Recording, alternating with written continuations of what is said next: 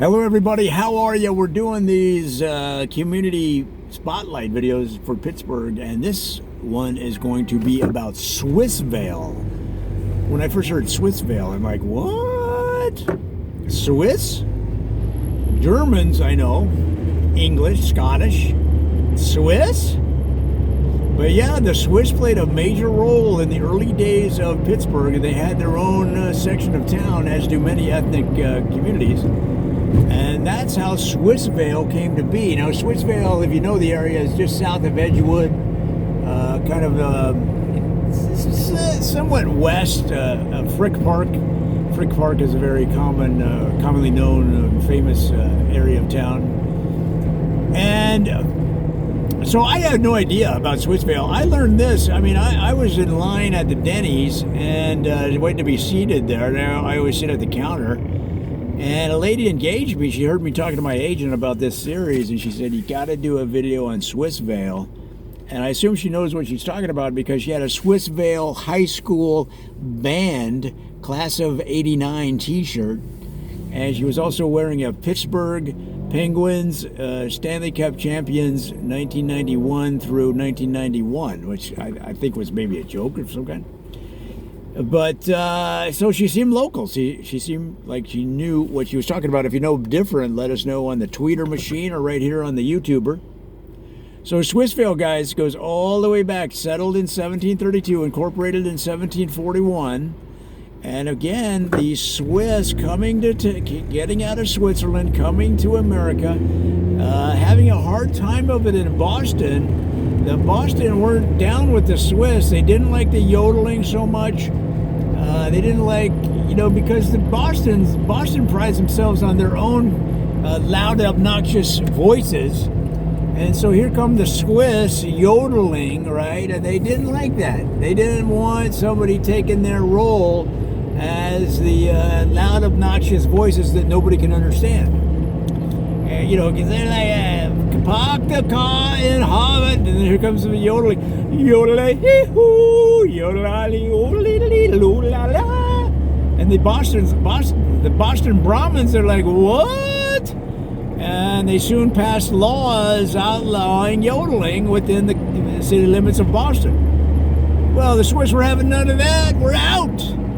And they started looking around for a new home. Now, Pittsburgh reminded a lot of them of those hills of Austria, of Switzerland. And they said, this is our new home. And they settled there in Swissvale. And to this day, Swissvale has, you can tell. You can tell when you're inside the confines of Swissvale because, first of all, you got a lot of blonde white people. And they don't get a very good tan. They're all sunburned, but they're all happy, big smile on their face. And if you ask them, if you stop them in the street and you say, hey, just give a visitor a little yodel, you might think that would offend them or something. They're like, hey, man, I'm off duty. But no, they will just launch into a yodel like you never heard.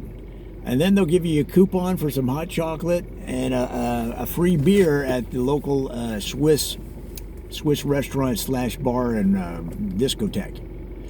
So Swissvale was important in the settling of Pittsburgh because not only did the Swiss provide a lot of spirit and esprit de corps, or kept the spirits up of the town with their yodeling and positive attitude. But the Swiss also had some killer sauerkraut. If you've ever had Swiss sauerkraut, some call it Swiss kraut for short. Guys, it's like regular sauerkraut, but it's a little sweeter. And then they douse it they cook it in beer, and then they drain the beer off and cook it again. It's called double binding it in whiskey. And this isn't your normal Irish whiskey. This is Swiss whiskey, which is lighter and has a little bit of almost a Tanglewood taste to it. Have you ever had Tanglewood flavored whiskey? And so it gives it that Switzerland, high altitude, high profile, high voiced yodeling kind of flavor. And so many Pittsburghers loved it that they started boxing it and selling it in communities around the town. This is before refrigeration. So they just had one guy in a cart with some. They have those tall horses that you see on the Budweiser, the Clydesdales, and they had one Clydesdale. They just called him Clyde, and they had one cart, and this one giant horse would take that buggy around with a boxed Swiss kraut to different homes and restaurants in the area. And guys, they were creating their own industry. The Swiss are not necessarily that good at business, but they're good at marketing. And if you're good at marketing and sales, then revenue will follow, right? Revenue will follow. Now, that doesn't mean that you're good at reinvesting the money or saving the money, or but that's not to say they weren't good at those things. I'm just saying their strength was in marketing, the big smile, the yodeling, the Clydesdale, the Swiss kraut. I mean, once people have a little bit of Swiss kraut and a cold beer, you pretty much got them. Yeah, they're going to come back, okay? And plus, they had these attractive young women with the blonde hair and the whole thing, right, from Switzerland.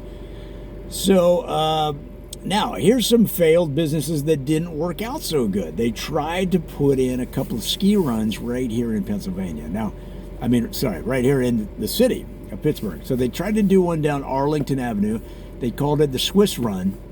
But the problem is they didn't work it too closely with the city. They were so used to being by themselves over there in Swissvale.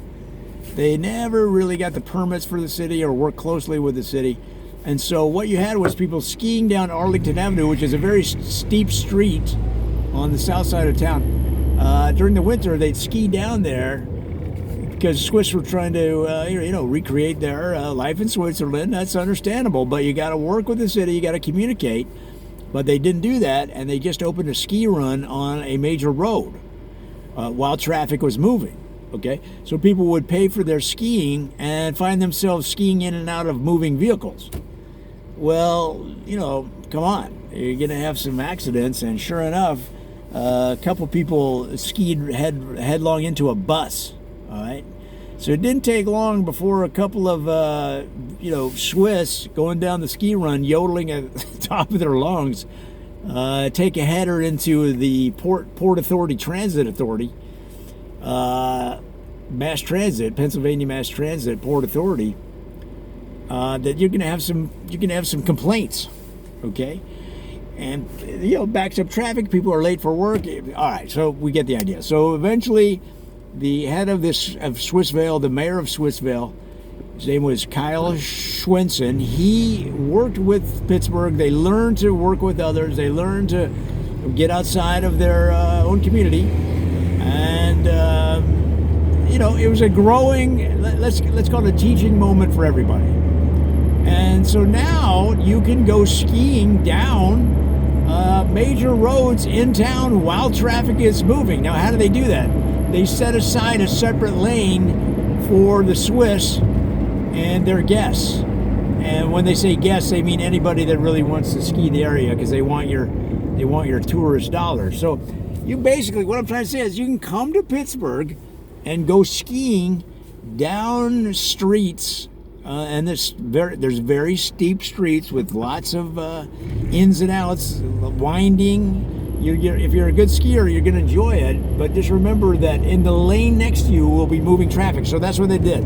They set aside a lane for skiing, and then they devoted the rest of the lanes back to traffic, or, kept them dedicated to traffic, is what I'm trying to say. So that was a happy medium for everybody, because, honestly, the motorists loved being able to roll down their window and chat with a skier going 35 miles an hour down the road next to them. It was a sensation they had never experienced before. And that's what makes Pittsburgh so much fun, is there's all these surprises that you wouldn't guess. But that's what happens when you have a community that's closed off from the rest of the world by a series of hill ranges on all four sides, all seven sides of the city. And the only way to get here in those days was by riverboat and horseback. And if you wanted to, you could walk, but usually the first two. And so, in other words, the city learned to create its own entertainment, its own ideas. They didn't worry about the outside world, because the outside world was like, was almost as if they were in another dimension here in Pittsburgh. You can tell by the fashions that they haven't really updated. They haven't really come into much contact with the outside world in a very long time, and you can just tell by the fashions. Okay, the clothes people wear. And that's not a knock. That's just a recognition that the city is independent, thinks for itself, doesn't worry about what other people think. They go about their business and they develop their own ideas.